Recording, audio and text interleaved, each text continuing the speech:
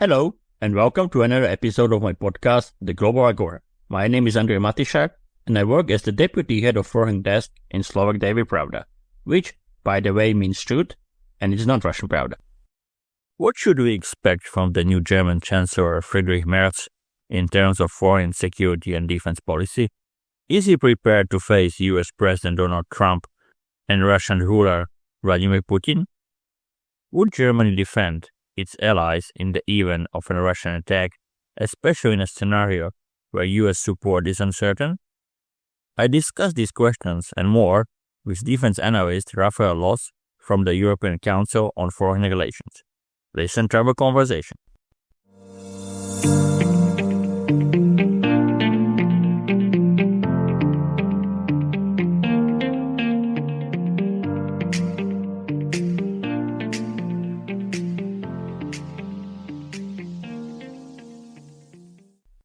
If you enjoy what I do, please support me on Coffee. For the link, see also a description of this episode. And now, up to the new debate. Raphael, I know it is a very broad question, but how would you briefly describe Chancellor Friedrich Merz's foreign and security policy convictions? And how can these beliefs shape his approach towards Donald Trump, the Russian war against Ukraine, and the EU?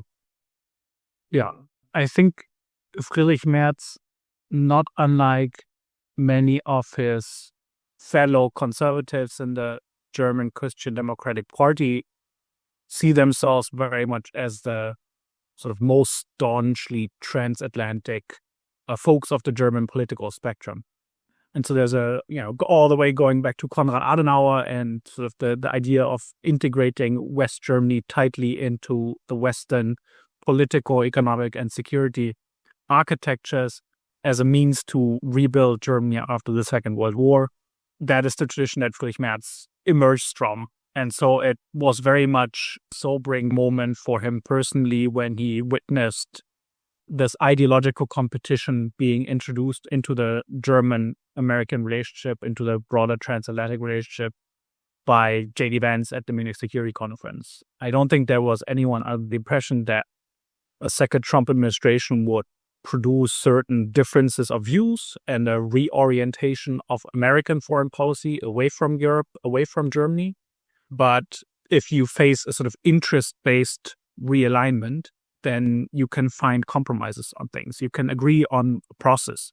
You can agree on a timeline, maybe a 10-year timeline of transitioning more of the defense and security burden from the United States to Europe, to Germany.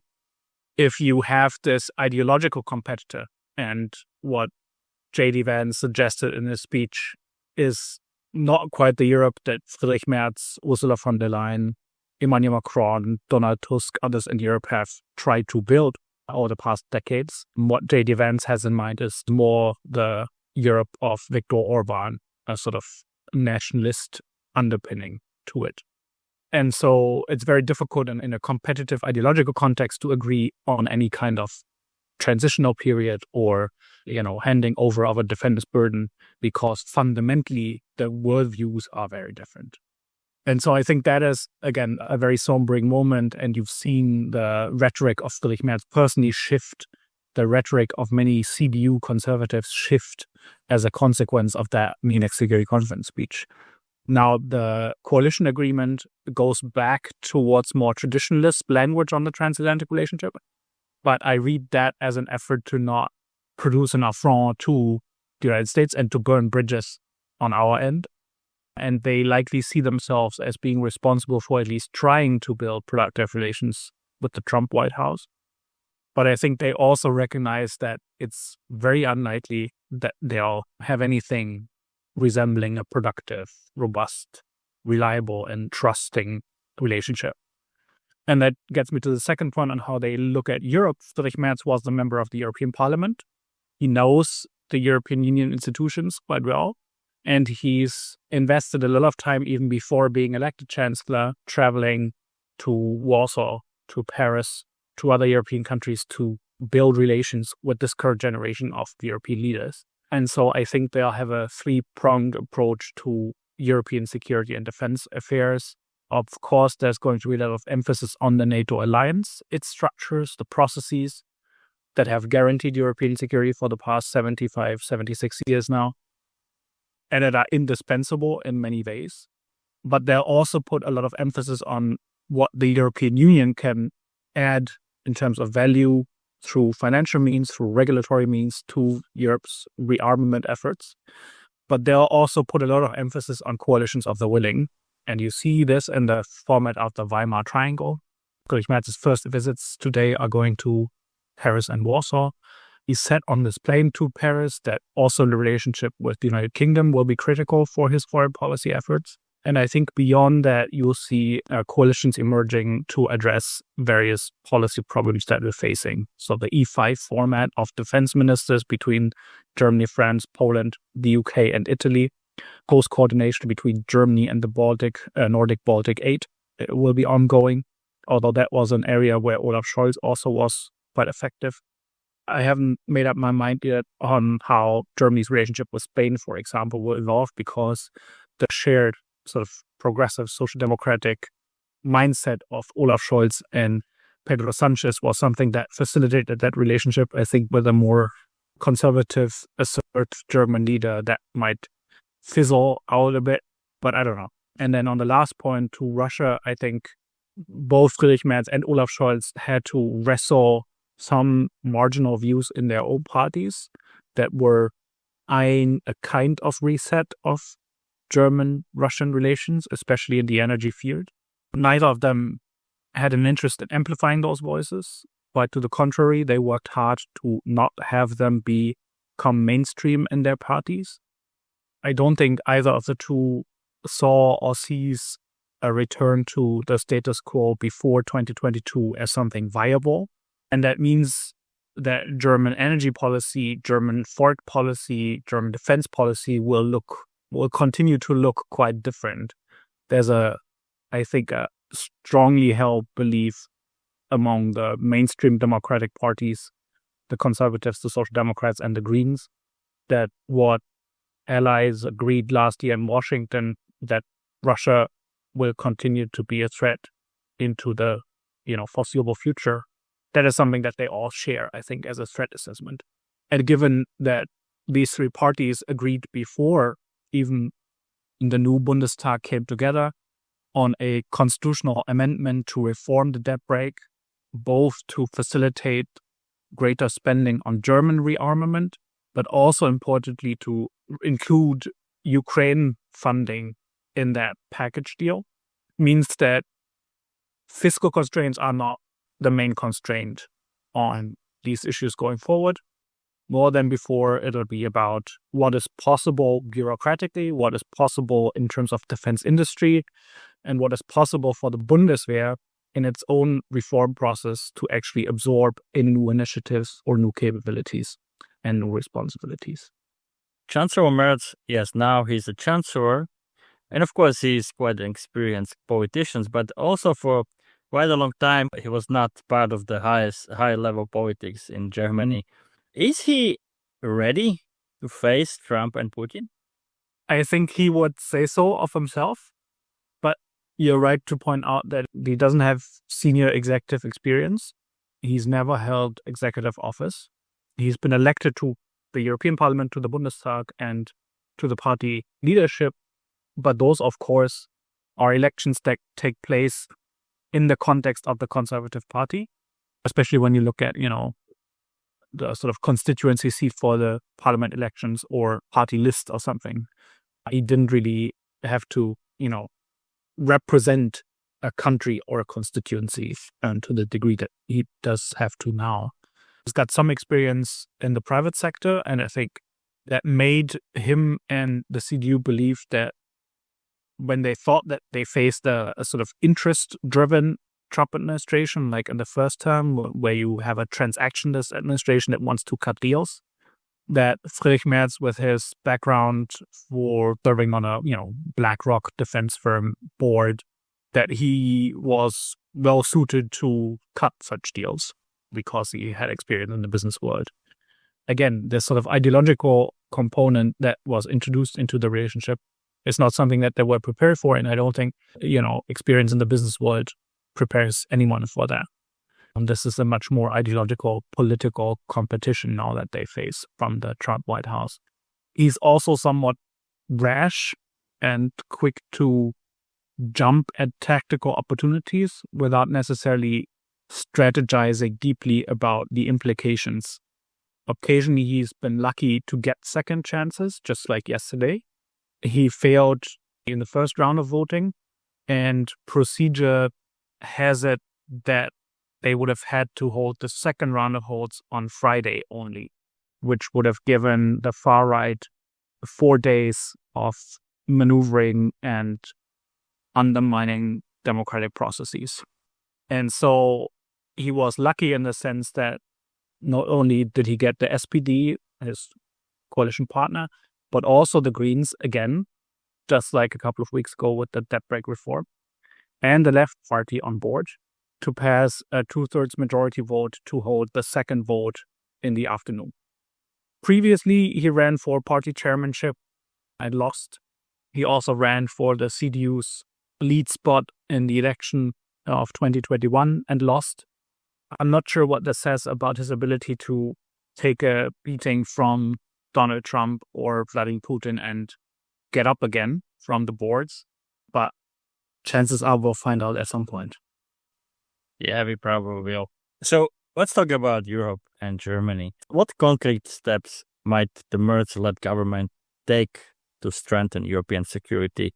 And we will push for a more united EU foreign and defense policy, especially if US support becomes uncertain.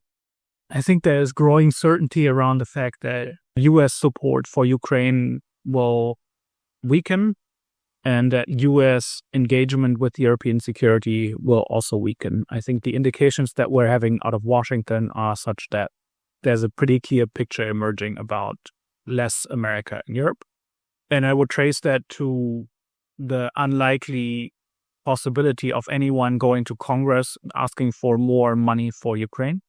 I think the kinds of support measures that we've seen be agreed to after the signing of the minerals deal, foreign military sales, is the model that might work going forward.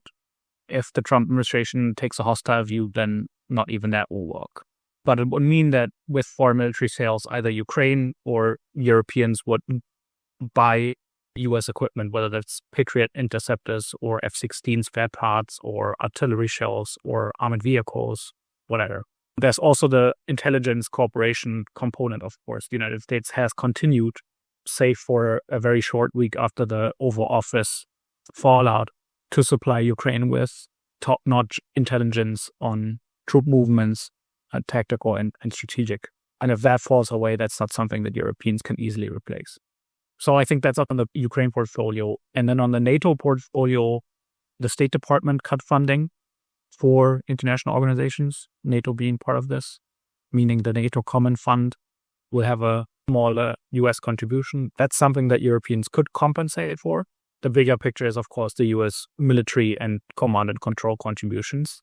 And again, here, there are indications that the army will receive less funding in the future, that its own restructuring efforts will make the army less suited for European theater, that they'll clearly prioritize the Indo-Pacific and homeland security, i.e. border security, over European and Middle East requirements. And so we have to assume that just capacity-wise, the United States Armed Forces and politically the United States bureaucracy will be able to devote fewer resources to European security affairs. And I think that means that Germany, as now already the second largest spender in NATO in absolute terms, will also have to increase its percentage of GDP spending.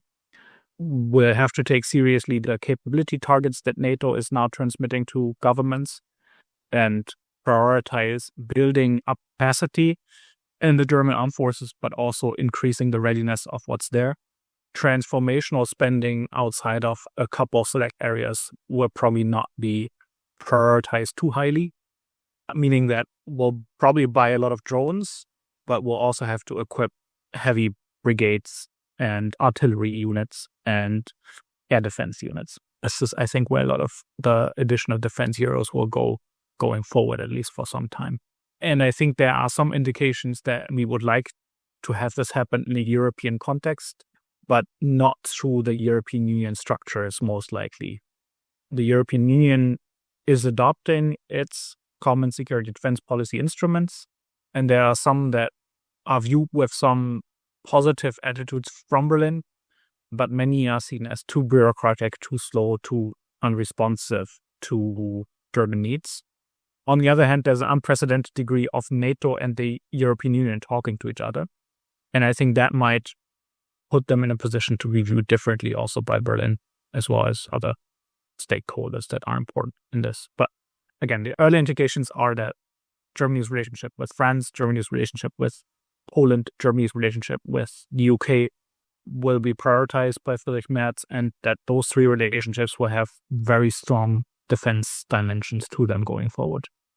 German Chief of Defense General Carsten Breuer repeatedly publicly warned about the possibility of a Russian attack against a NATO country.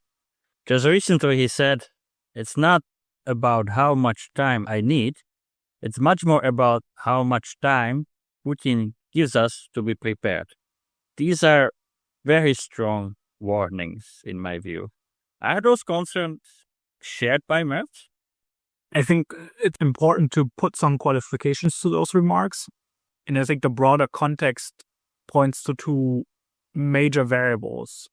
One or three major variables. One is, how is the war in Ukraine progressing?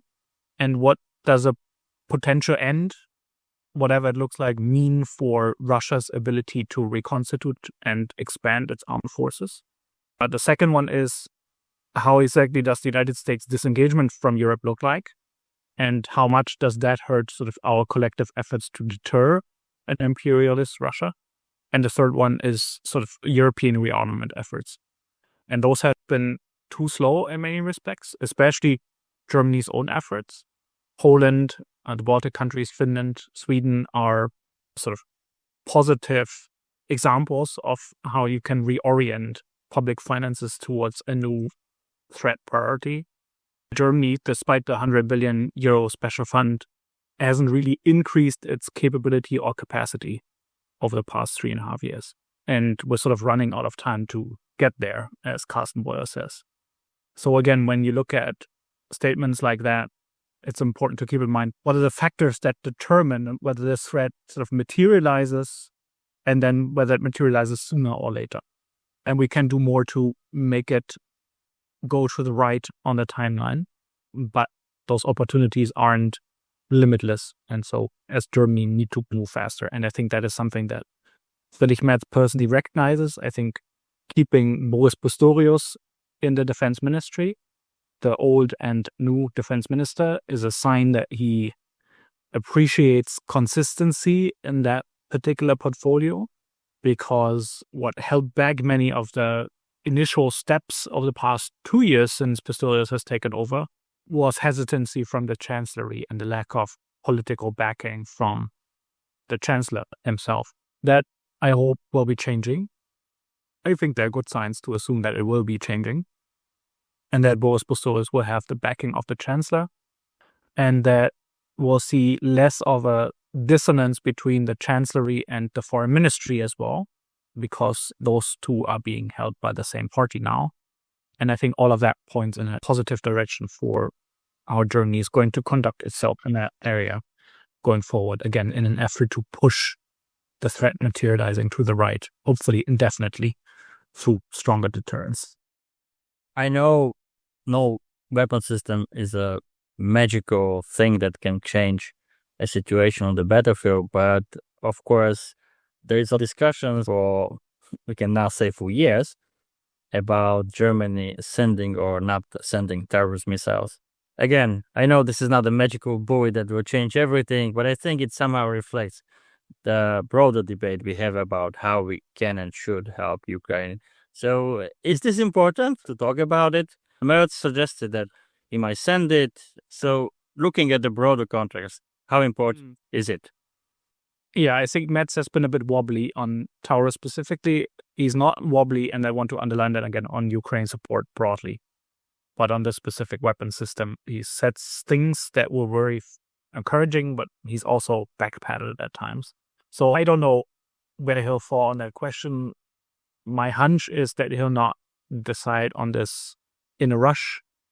I think it would be a powerful signal that the calculations in the Chancellery are now definitely different than they were under Olaf Scholz about risk, about benefit, about Germany's leadership role in Europe. But I think that's also a changing sort of strategic picture in Ukraine. That means that a weapon system like Taurus would add capacity to Ukraine's long-range strike toolkit. But because Ukraine is now less able than it was 2 years ago to mount offensive operations, you can't use Taurus in a way that facilitates maneuver and the liberation of occupied territories to the same way that you could have 2 years ago. That doesn't say that Taurus wouldn't be important and important to especially target munitions depots, airfields, other high-value targets, also deep inside Russian territory. And again, this goes back to being a powerful signal, but it wouldn't have this same effect that it could have a couple of years ago. I know this is a pure speculation, but when we are talking about the potential Russian attack against NATO or the EU country, there are a lot of things we have to take into consideration. As I said, we will see if there will be any conclusion to the Russian war against Ukraine. We will see how the US will behave and also how the EU will be able to somehow address all the defense problems that it faces. But many people ask if the US would help to defend European allies in the case of a Russian attack. But my question would be, would Germany help if, for example, Estonia, Latvia, or Poland would be attacked by Russia? I think you could take Olaf Scholz by his word when he said that we'll defend every inch of NATO territory. I think Friedrich Merz is only more convinced of a statement like that. Germany's deployment of a combat-ready brigade to Lithuania, I think, is supposed to signal exactly that. There are steps that Germany still has to take, including backing up the brigade deployment with a more ready and more capable force at home in order to surge capacity if and when needed in order to deter a Russian attack at any point of Allied territory. Germany needs to invest more in air missile defense. We need to invest more in capabilities that also hit Russia where it hurts. A deep precision strike, the US-German decision to deploy American capability in Germany is supposed to provide that kind of initial capability. The European long-range strike approach consortium is supposed to produce a European equivalent to make sure that Russia understands that any transgression will not only be defended against, but that Europeans are capable to impose crippling costs on Russia if it dares to transgress. And that hopefully in the end produces a deterrent effect that makes the Kremlin think twice about even trying. But again, there's a long list of things for Germany to continue to do. The NATO capability targets, as they're being transmitted, are guiding the way. We'll need to top those off with, as the United States is sort of rethinking its posture in Europe. It means that we'll need to satisfy NATO targets plus X. All of that will be very expensive. It will require new personnel. And to make that possible, we'll need political leadership. Given that we now have a new German government that sees clearly the threats, I think there's a good chance that we'll be able to make significant progress here, and that should reassure Germany's partners in Central and Eastern Europe. And to wrap it up, you mentioned political leadership, but how much will German foreign and defense policy be affected by the rise of the extremist AfD? And that's a very good question. And we've seen over the past couple of weeks that they rejoice in their new ability to interfere with the German democratic process. They'll try to push discussions in certain directions on Ukraine, on Russia, on the United States, on the European Union. But I think the other four parties in the parliament coming together to allow for a second a round of voting yesterday afternoon shows that the AfD is still a minority in the German political spectrum. And if the others work together, they can secure the political process and sustain Germany's liberal democracy into the future. The AfD is a significant challenge domestically and internationally, but one that can be reined in. I think the classification by the internal security services of the AfD as surely confirmed right-wing extremist is a recent development that gives Democrats in Germany new ammunition and instruments to move forward on minimizing the AfD's impact in the political process, and then hopefully also at the next federal election.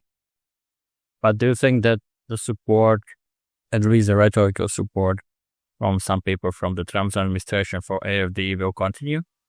I think that is part of the ideological competition that I spoke about earlier. Elon Musk, J.D. Vance, and others have voiced their support for the AfD, have invited AfD leaders to appear on X, formerly known as Twitter, alongside Elon Musk, have spoken at public forums of the MAGA movement in the United States. So that relationship is sure to continue. There's significant overlap between the two camps and their ideological convictions.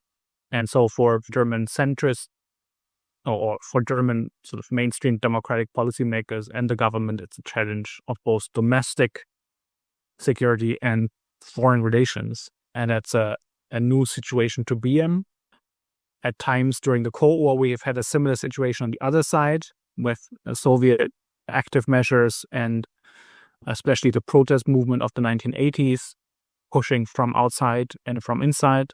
But given that the AfD is stronger than Germany's protest movement in the 1980s, that we are more dependent on the United States than we were on the Soviet Union, at least in West Germany during the 1980s, means that the risks and consequences of failure would be so much higher. Interestingly, you just compare the Soviet Union to the Trump administration. I think it's debatable to what extent the sclerotic 1980s Soviet Union had any sort of revolutionary momentum, but Joseph Stalin certainly had in the 40s and 50s.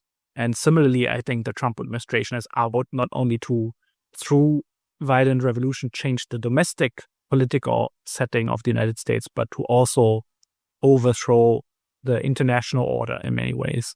I think that is not too different from what Joseph Stalin initially tried to achieve. This was another episode of my podcast, The Global Agora. Subscribe, listen on Spotify, Apple Podcasts, and on the other platforms. If you enjoy what I do, please support me on Ko-fi. For the link, see also the description of this episode. Thank you for listening and stay tuned.